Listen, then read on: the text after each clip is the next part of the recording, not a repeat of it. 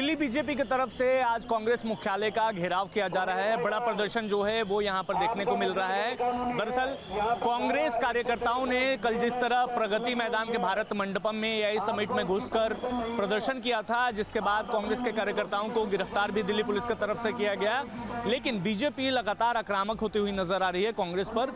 इस वक्त तस्वीरें आप देख सकते हैं यहाँ पर किस तरीके से सुरक्षा व्यवस्था जो है वो चाक चौबंद कर दी गई है। पैरामिलिट्री फोर्सेस, दिल्ली पुलिस के जवान, कई लेयर्स की बैरिकेडिंग आपको यहाँ पर नजर आएगी और दूसरे तरफ जो बीजेपी के कार्यकर्ता हैं वो भी आपको तस्वीरों में नजर आएंगे। देखिए यहाँ पर किस तरीके से पोस्टर्स लेकर जो है वो बीजेपी के तमाम कार्यकर्ता यहाँ पर पहुंचे हुए हैं और ये यहाँ पर प्रदर्शन देखने को मिल रहा है। कई लेयर्स की बैरिकेडिंग जो है वो भी यहाँ पर देखने को मिल रही है। तस्वीरों के माध्यम से हम दिखा रहे हैं दिल्ली पुलिस सुरक्षा के तमाम इंतजाम जो है वो दिल्ली पुलिस ने किया हुआ है और यहाँ पर ये तस्वीरें आप देख सकते हैं किस तरीके से यहाँ पर जो है ये प्रदर्शन किया जा रहा है। तो ये तमाम जो भारतीय जनता पार्टी दिल्ली प्रदेश के जो कार्यकर्ता हैं वो यहाँ पर पहुँचे हुए हैं और ये प्रदर्शन यहाँ पर देखने को मिल रहा है। देखिए डिटेन कर लिया गया है वीरेंद्र सचदेवा को दिल्ली पुलिस की तरफ से। यहाँ पर ये प्रदर्शन जो है कांग्रेस मुख्यालय का घेराव यहाँ पर किया जा रहा था दिल्ली बीजेपी की तरफ से और तमाम जो कार्यकर्ता हैं उनको यहाँ बस में डिटेन कर लिया गया है। तस्वीरें हम आपको दिखा रहे हैं प्रगति मैदान भारत मंडपम में कल जिस तरीके से कांग्रेस के कार्यकर्ताओं की तरफ से प्रदर्शन किया गया था उसके खिलाफ आज बीजेपी यहाँ पर प्रदर्शन करते हुए जो है वो नजर आ रही है। वीडियो जर्नलिस्ट संजय कुमार के साथ विशाल पांडे। विपक्ष के नेता और कांग्रेस के नेता राहुल गांधी आज भिवंडी में कोर्ट में हाजिर हुए। 2014 में राहुल गांधी ने भिवंडी की एक सभा में आरएसएस के खिलाफ एक टिप्पणी की थी, उसी को लेकर ये याचिका दाखिल हुई है। आरएसएस के कार्यकर्ता राजेश कुटे ने ये याचिका दाखिल की है और राहुल गांधी ने माफ़ी मांगनी चाहिए ये मांग की है। राहुल गांधी जब मुंबई पहुंचे, मुंबई के बाद वो भिवंडी तक बाइक कार यानी बाई रोड जा रहे थे, तब थाने में भाजपा के युवा मोर्चा के कार्यकर्ता ने काले झंडे बताकर राहुल गांधी के खिलाफ नारेबाजी की। भाजपा युवा मोर्चा के कार्यकर्ता का कहना है कि राहुल गांधी देश विरोधी काम कर रहे हैं। राहुल गांधी जो भारत के दुश्मन है उनके साथ मिलकर भारत को कमजोर करने का काम कर रहे हैं। ये नारेबाजी करने के बाद पुलिस ने भाजपा युवा मोर्चा के कार्यकर्ताओं को गिरफ्तार किया। वीडियो जर्नलिस्ट कामेश के साथ विलास अठौले, न्यूज स्टेट, उत्तर प्रदेश, उत्तराखंड। आतंकी संगठन लश्कर-ए-तैयबा की तरफ से भारत को लेकर आतंकी हमले की तैयारी की जा रही है। जी हां, ऐसी जानकारी खुफिया विभाग के सूत्रों ने जो है वो अलर्ट जारी किया है, जिसको देखते हुए दिल्ली पुलिस हाई अलर्ट पर है। इस वक्त तमाम सुरक्षा एजेंसियां जो है वो हाई अलर्ट पर है। बताया ये गया है कि खुफिया विभाग ने जो जानकारी दी है कि दिल्ली के चांदनी चौक में कुछ मंदिर हैं, उनको निशाना जो है ये आतंकी बना सकते हैं। आपको बता दें कि इस वक्त हम ये गौरी शंकर मंदिर के ठीक बाहर मौजूद हैं। यहाँ पर बहुत ही भीड़ होती है, बहुत ही पुराना मंदिर है और यहाँ पर सुरक्षा की तमाम जो इंतजाम है वो चाक चौबंद कर दिया गया है। देखिए यहाँ पर तमाम जो पैरामिलिट्री फोर्सेस और सीआरपीएफ के जवान आपको यहाँ पर नजर आएंगे। आपको ये भी बता दें कि दरअसल 6 फरवरी को पाकिस्तान के इस्लामाबाद के मस्जिद में हुए ब्लास्ट का बदला लेने के लिए लश्कर भारत में बड़ी आतंकी वारदात के फिराक में है। तो देखिए यहाँ पर आपको लाइन से जो है वो सीआरपीएफ के जवान नजर आएंगे। दूसरी तरफ अगर इस तरफ की मैं तस्वीरें आपको दिखाने की कोशिश करूं तो देखिए यहाँ पर लोग काफ़ी ज़्यादा हैं, भीड़ भाड़ बहुत है। तो ये मंदिर का एंट्री गेट है और यहाँ पर जो भी अगर व्यक्ति अंदर जा रहा है उसकी चेकिंग बतौर यहाँ पर की जा रही है। ये तमाम जो पैरामिलिट्री फोर्सेस के जवान हैं वो यहाँ पर खड़े आपको नज़र आ रहे हैं। आपको ये बता दें कि सूत्रों ने जो जानकारी दी है, लश्कर-ए-तैयबा जो है वो आईडी ब्लास्ट करने की साजिश में है और लगातार जो है वो तमाम जो हमारी एजेंसियाँ हैं वो इस बात को लेकर अलर्ट पर हैं। Delhi police special cell, IB, रॉ, सभी एजेंसियां जो है वो अलर्ट पर हैं। सुरक्षा जो है वो चाक चौबंद कर दी गई है। वीडियो जर्नलिस्ट संजय कुमार के साथ विशाल पांडे, दिल्ली। उत्तर प्रदेश में पहली सेमीकंडक्टर यूनिट के शिलान्यास के लिए आज मुख्यमंत्री योगी आदित्यनाथ पहुंचे। प्रधानमंत्री भी मौके पर मौजूद थे और अब इस यूनिट को किस तरीके से तैयार किया जाएगा उसके नक्शे को मुख्यमंत्री देखते हुए नजर आने में तस्वीरें आपको दिखाऊं तो तमाम वीवीआईपी यहां कार्यक्रम स्थल पर मौजूद हैं और उत्तर भारत की पहली सेमीकंडक्टर कंपनी के साथ साथ ये उत्तर प्रदेश की पहली सेमीकंडक्टर जो यूनिट है उसका यहाँ पर आधारशिला रखी गई है और मुख्यमंत्री आधारशिला रखने के बाद फिलहाल यहाँ से रवाना होते हुए नजर आ रहे हैं। इस यूनिट के बनने के बाद यहाँ पर जो रोज़गार है उसके अवसर खुलेंगे। रोज़गार के अवसर खुलने के साथ साथ जो सेमीकंडक्टर है उसमें देश की आत्मनिर्भरता बढ़ेगी। सामने की तरफ जो आप प्रोजेक्ट का डेमो देख रहे हैं, यही इंडिया चिप के नाम से कंपनी का यहाँ पर बनाया जाएगा इस कंपनी को, और इसी कंपनी के मॉडल को फिलहाल दर्शाया गया है। आधारशिला रखने के बाद से ही अब जो है इस कंपनी का निर्माण कार्य शुरू होगा। निर्माण कार्य शुरू होने के बाद जो डिजिटल इंडिया का नारा है, डिजिटल इंडिया का नारा साकार होने के साथ साथ देश जो है वो सेमीकंडक्टर बनाने वाली कंपनियों के लिए आज से अपना कदम बढ़ा चुका है, और आने वाले समय में इसी तरीके की और भी जो कंपनियां हैं उनका निर्माण किया जाएगा। प्रधानमंत्री मोदी मंच से इसी तरीके का जो बयान है वो देते हुए नजर आए। वीडियो जर्नलिस्ट संजय शर्मा के साथ Amit Chaudhary, news state, Greater Noida. Meerut में कल प्रधानमंत्री नरेंद्र मोदी के प्रस्तावित कार्यक्रम से पहले मेरठ पुलिस पूरी तरीके से मुस्तैद नजर आ रही है। मेरठ में सघन सत्यापन अभियान चलाया जा रहा है। इसी कड़ी में आज मेरठ के सदर बाजार थाना क्षेत्र में अलग अलग इलाकों में करीब 2 दर्जन से ज्यादा कश्मीरी लोगों को डिटेन किया गया। उसके बाद उन्हें थाने लाया गया, जहां पर उनका सत्यापन करने के बाद उनसे जरूरी पूछताछ की गई। उसके बाद उनको छोड़ दिया गया। ये सभी इसलिए किया जा रहा है क्योंकि यहाँ पर कल मेरठ में एक विशाल महारैली है जिसका संबोधन करने पीएम मोदी यहाँ पर आ रहे हैं, और ऐसे में कोई कोर कसर मेरठ पुलिस नहीं छोड़ना चाहती। ये सभी लोग तो कश्मीर के थे। ये लोग यहाँ मेरठ और आसपास के इलाकों में रमजान के मौके पर चंदा मांग रहे थे, और इसी कड़ी में इन लोगों को जब एक शिकायत के तहत हिरासत में लिया गया तो उनसे जरूरी पूछताछ की गई। उनके जो पास पहचान पत्र थे उनका सत्यापन किया गया, और सत्यापित करने के बाद इनको छोड़ दिया गया है। यहाँ मेरठ में 22 फरवरी का एक रैपिड जो मेट्रो रेल की जो उद्घाटन करने आ रहे हैं प्रदेश के मुख्यमंत्री योगी जी और देश के प्रधानमंत्री यशस्वी मोदी जी, दोनों उद्घाटन करने आ रहे हैं। यहीं सदर थाना क्षेत्र लगता है, और सदर थाना क्षेत्र में हिंदू एरिया में काफ़ी मुस्लिम 50-60 की संख्या में कल पकड़े गए हैं, और आज भी 30-40 की संख्या में पकड़े हैं। पता नहीं कहाँ से आए हैं, बंगाल, बिहार, पता नहीं कहाँ के प्रदेश के अन्य राज्यों के जो है मुस्लिम समाज के लोग यहाँ चंदा मांग रहे हैं। हिंदुओं के घरों में घुस के चंदा मांग रहे हैं बाबरी मस्जिद के नाम पे। मेरठ से सरफराज अहमद, न्यूज़ स्टेट, उत्तर प्रदेश। उत्तराखंड की ग्रीष्मकालीन राजधानी गैरसैंण में 9 मार्च से विधानसभा का बजट सत्र शुरू होना है, और बजट सत्र शुरू होने से पहले ही बयानों का दौर शुरू हो गया है। और आजकल भारतीय जनता पार्टी के लैंसडाउन से तीसरी बार के विधायक दिलीप महंत यानी दिलीप रावत, उनका बयान सुर्खियों में है। उन्होंने 2-3 दिन पहले मीडिया से कहा कि भराड़ीसैंण में जो विधान भवन बना है वो बहुत ही गलत जगह बनाया गया, और वहाँ पर ठंड बहुत होती है। आपने देखा होगा पिछले सालों में भी विधायकों ने लिख कर के सरकार को दिया था कि भराड़ीसैंण में बहुत ठंड होती है, वहाँ सत्र ना कराया जाए। अब जो राज्य के आंदोलन का, राज्य के निर्माण की संवेदनाओं का जो केंद्र है, वहाँ पर विधानसभा का सत्र चलने से पहले इस तरह के बयान आना, ये सरकार को असहज करने की स्थिति में पैदा करता है। भराड़ीसैंण में जहाँ पर सिलेक्शन हुआ है उसको बनाने का, चयन हुआ है विधानसभा बनाने का, वास्तव में उस समय वो बुद्धिमत्ता का काम नहीं था। क्योंकि जहाँ पहली बार हमारा विधानसभा लगी, जहाँ टेंटों में लगी, वो जगह बहुत उचित थी, और भराड़ीसैंण से बढ़िया गैरसैंण में होता तो ज़्यादा उचित होता, क्योंकि वहाँ मुझे लगता है कि वहाँ इतनी अच्छी सुविधाएं अभी लोगों के लिए नहीं है, और वहाँ ठंडा भी बहुत है। तो मैं इसलिए कह रहा हूँ कि अगर गैरसैंण में बनता तो जहाँ पहले चयन हुआ था वो ज़्यादा उचित था। तो कुल मिलाकर दिलीप रावत के बयान पर कांग्रेस और भाजपा का पलटवार हो रहा है। अब उसकी सफाइयाँ दी जा रही हैं कि वहाँ पर ठंड लगती है कि नहीं लगती है। भारतीय जनता पार्टी भी और अन्य राजनीतिक दल भी ये भी कह चुके हैं कि भाई हमारी जो परमानेंट राजधानी है वो भी जो है गैरसैंण ही होनी चाहिए।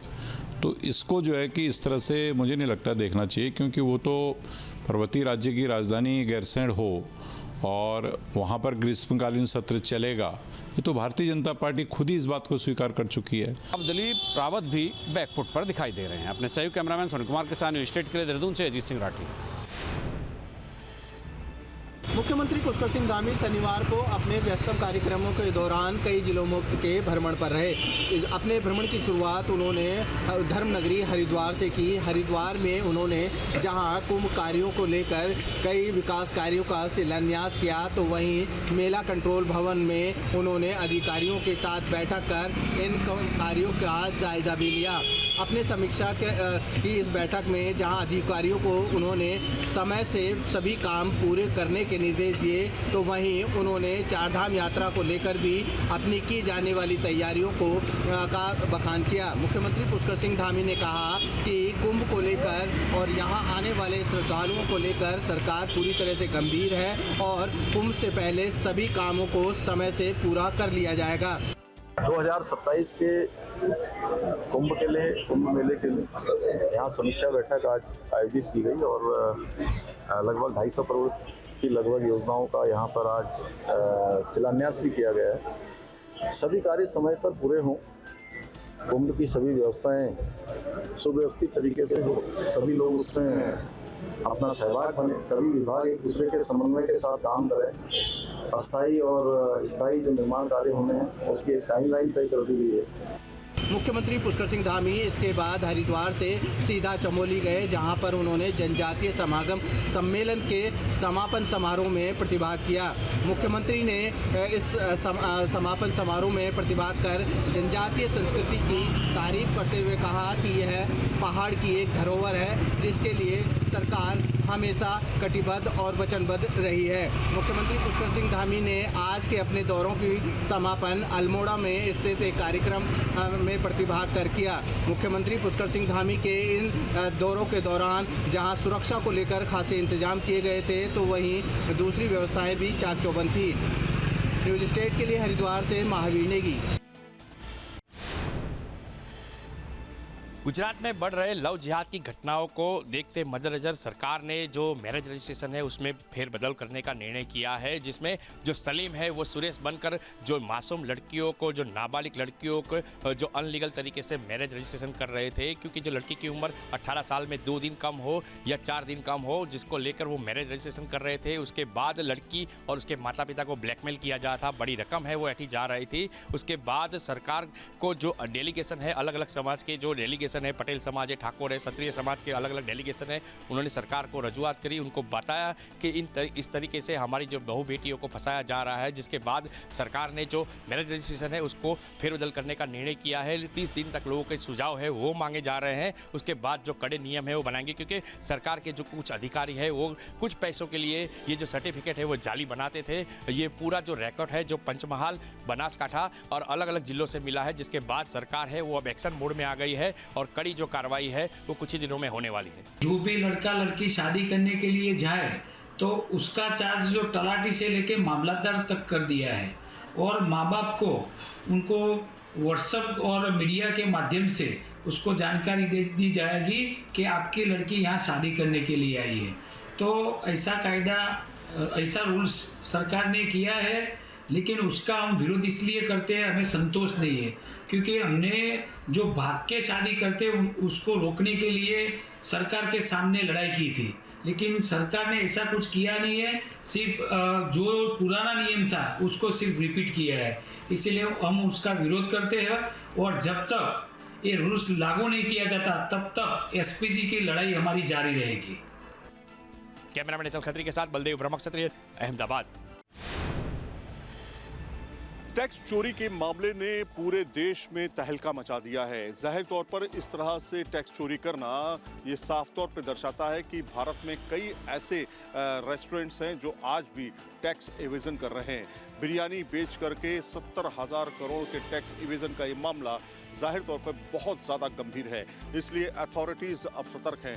कई जगहों पर छापेमारी की गई। छापेमारी के दौरान तमाम ऐसे दस्तावेज मिले जिसका कोई भी अकाउंट नहीं था, किसी के बारे में, किसी भी बिलिंग के बारे में जानकारी नहीं थी, और ऐसे में कुछ ही सालों में 70,000 करोड़ के टैक्स इवेजन का ये मामला अपने आप में विचित्र मामला सामने आया है। फिलहाल इस मामले को लेकर के लगातार जांच चल रही है और अथॉरिटीज़ का कहना है और इनकम टैक्स एक्सपर्ट्स का भी ये कहना है कि ऐसे ही कई और जगहों पर रेड पड़ सकती है, क्योंकि इस तरह का सिस्टम देश भर में कई जगहों पर चल रहा है। हैदराबाद और तेलंगाना में ये 3 ग्रुप्स के ऊपर हैदराबादी बिरयानी पे 30 ठिकानों पे सर्च करी गई है और उन 30 ठिकानों में ये पता चला कि 70,000 करोड़ का टैक्स इवेजन हुआ है।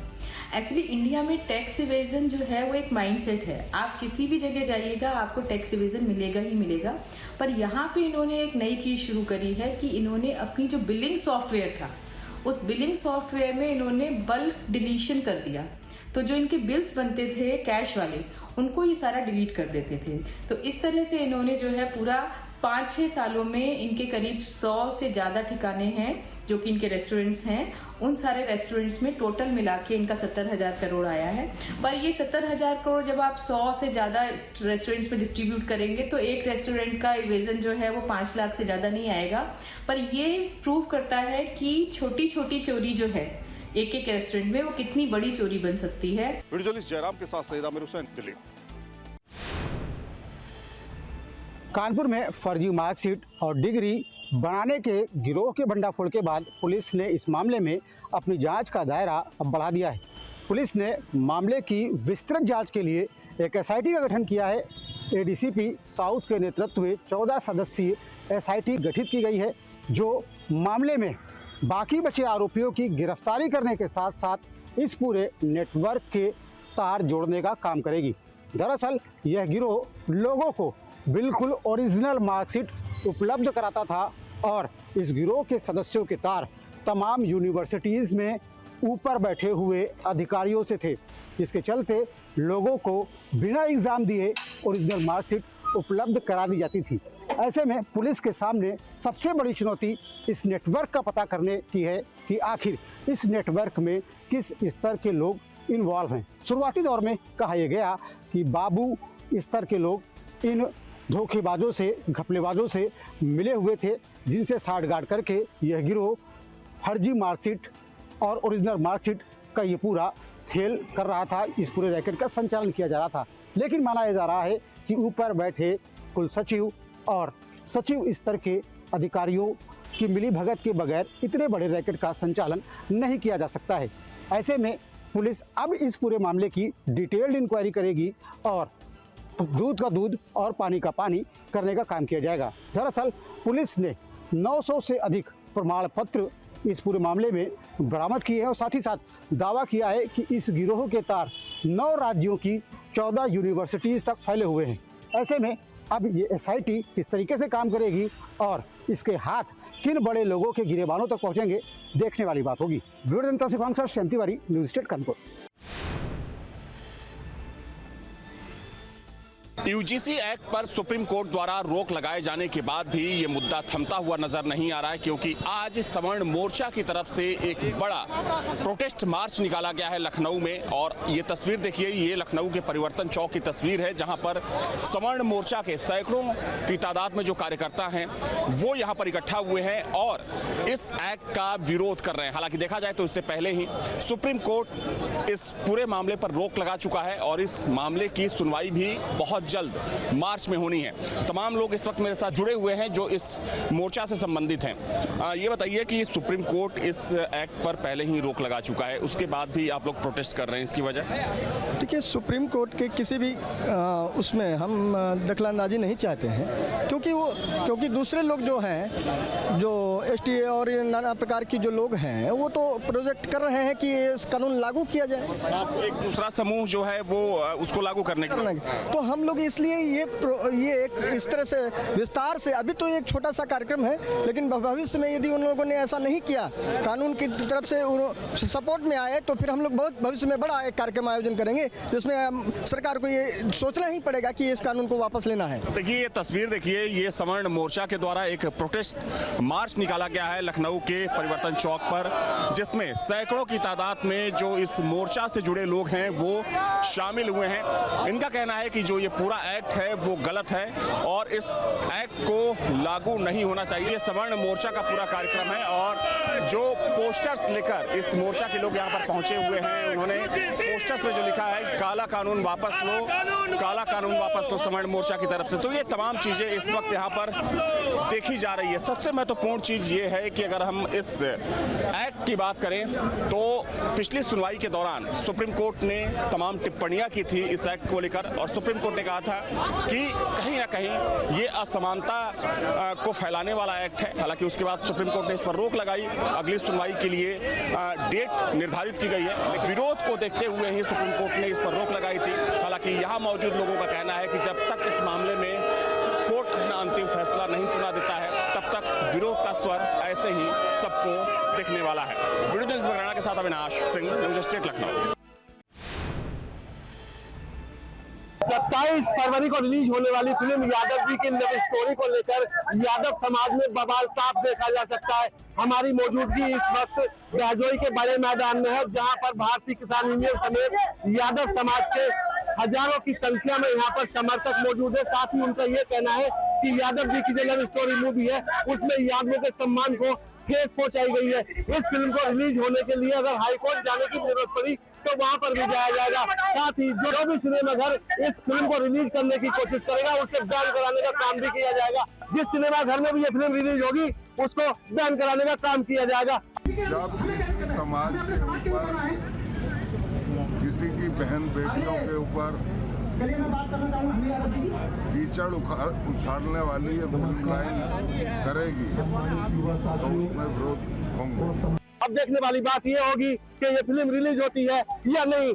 अपने सहयोगी के साथ रूपक त्यागी, न्यूज स्टेट संभल।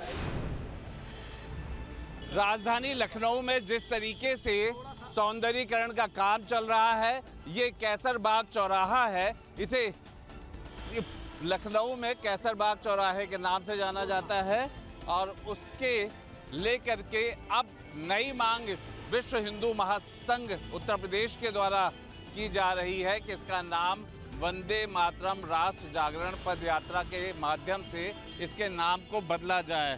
इसके नाम को आखिर क्यों बदला जाए, क्यों ऐसी आपकी मांग है? नाम इसलिए बदलने की बात कर रहे हैं हम लोग कि वंदे मातरम ये पुराने मुगलों के नाम के सब ये हैं, तो हम लोग जो आज के हिसाब से जो राष्ट्र का कि वंदे मातरम हम लोगों को चौक घोषित किया जाए। यहाँ पे आज के हिसाब से मतलब जो पुराना इतिहास है, मुगलों का इतिहास है, वो ना हो करके आज के इतिहास के मुताबिक हो, ऐसा कहना चाह रहे हैं? जी, ऐसे ही कहना चाह रहे कि ये चौराहा अब वंदे मातरम चौक के नाम से हो जाए। ये बहुत पुराना कैसरबाग एक मुगलों के टाइम से चला रहा, अब इस जनरेशन के हिसाब से नाम होना चाहिए। देखिए, जिस तरीके से नई पहचान और नए देश की और नए भारत की बात हो रही है, उस मुताबिक में मुगल कालीन कोई भी पहचान है उसका कहीं ना कहीं विरोध भी हो रहा है और नए नामों की मांग भी हो रही है। इस चौराहे को वंदे मातरम चौराहा की मांग उठाई जा रही है। वीडियो जर्नलिस्ट सूफी खान के साथ आलोक पांडे, न्यूज स्टेट लखनऊ। गोकुल के रमण रहती धाम में जिस तरीके से होली का आनंद है वो तस्वीरें देखिए, हर कोई होली के रंग में लगा हुआ है और हर कोई यही चाहता है कि हर बार भगवान की इस पावन धरा पर आकर होली के उत्सव में रास्ता प्रदान करे। क्या नाम है? माधवी। कहाँ से आई है? मथुरा से आया। तो क्या लग रहा है होली का? बहुत अच्छा लग रहा है, हर बार आते हैं हम। और भी जगह होली खेली है और रमण रहती की होली तो कैसा लग रहा है? रमण रहती की होली सबसे बेस्ट है, ऐसी होली कहीं नहीं होती क्योंकि यहाँ पे सारी होलियों के मजे एक ही जगह मिल जाते हैं, तो यहाँ की होली तो बेस्ट है। तो देखिए किस तरीके से भक्ति भाव में लीन दिखाए चालू। कहाँ से आए आप लोग? हम हरियाणा से। कैसा लग रहा है यहाँ? बहुत बहुत अच्छा लग रहा है, बहुत आनंद आ रहा है। जाते रहते हैं लेकिन होली खेलने पहली बार आए। तो रमण रहती की होली खेली है या और अन्य जगह भी आपने होली का आनंद लिया है? होली खेली है? हाँ, मतलब अपने यहाँ खेली है लेकिन ब्रिज में पहली बार। ब्रिज की होली कैसी, क्या कहेंगी ब्रिज की होली? बहुत अच्छा लग रहा है, बहुत सुकून मिल रहा है, बहुत ऐसे लग रहा है कि साक्षात भगवान के ही घर आके खेल रहे हैं। अच्छा लग रहा है बहुत। क्या नाम है? मानसी। कहाँ से? रेवाड़ी, हरियाणा। कैसा लग रहा है? बहुत अच्छा लग रहा है। कितने लोग आए? हम ये सारे भाई बहन आए हैं। तो पहले भी होली है या पहले ही? नहीं, मैं पहली बार यहाँ आई हूँ। हाँ जी, हाँ जी। तो और भी बरसाना जाएंगे आप लोग? लड्डू होली होगी, लट्ठामार होली होगी। देखते हैं, अभी तो हम यहाँ एंजॉय कर रहे हैं, फिर देखते हैं अभी क्या प्लान बनता है। क्या प्लान है? अभी यही बताएंगे क्या प्लान है मेरे को। प्लान बन रहा है आगे लड्डू होली लट्ठा मारो देखते हैं अभी। और यहाँ की जो होली खेली है यहाँ की होली का कैसा आनंद रहा? बहुत अच्छा, मैं हर साल खेलती हूँ, मुझे बहुत अच्छा लगता है, मेरा गुरु स्थल है और सबसे ज्यादा अच्छा मुझे इस होली में लगता है। कई सालों से होली खेल रहे हैं लेकिन कुछ पहली बार होली तो वो अनुभव ले रहे हैं ब्रज की होली का और कह रहे हैं कि ब्रज की होली अपने आप में अनूठी होली है। यहाँ भगवान श्री कृष्ण की राधा रानी की लीलाओं से जुड़ी ये पावन भूमि पर होने वाली होली और उनकी लीलाओं से जुड़ने वाली होली अपने आप में अनूठी और विशेष है। धाराजी Saraswat, news state, Mathura.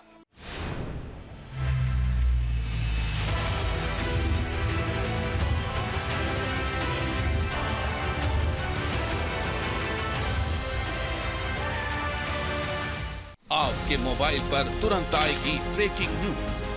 Screen पर सबसे पहले दिखेगी बड़ी खबर, देश दुनिया की हर खबर एक जगह। अब आपके मोबाइल पर तुरंत फटाफट इंस्टॉल कीजिए न्यूज नेशन ऐप और रखिए खुद को अपडेट।